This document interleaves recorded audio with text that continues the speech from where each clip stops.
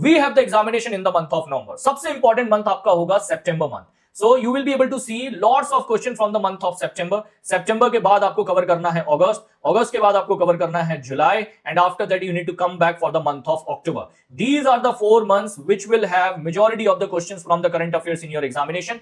Definitely there will be few questions from the month of June, May as well, but very few questions at the last moment. If you are unable to revise, it's fine. Focus on these 4 months area. In 4 month के ऊपर आप focus रखो. Majority of the question will be from here. News of national importance, news of international importance, government scheme, RBI, banking, financial news. These are the major areas. मैंने कुछ examples भी दिए हुए हैं based on the previous LICW examination. Like lots of target related question they do ask. Ethanol blending with petrol target. What we have achieved? What is the target of India to achieve 500 gigawatt of the renewable energy by which year? In the year 2025, India have achieved the renewable energy target of how much? ये question काफी ज्यादा आए हुए हैं पहले भी.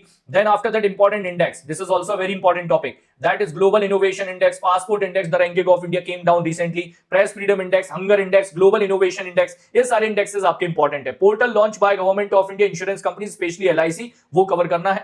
Summit is an important topic for the examination. तो ये major topics हैं.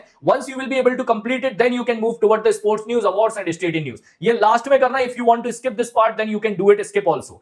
But these are the important topics which you need to cover. 1, 2, 3, 4, 5, 6. ये आपके 6 इंपॉर्टेंट टॉपिक हैं लास्ट 4 मंथ से. You have to cover these topics. Okay,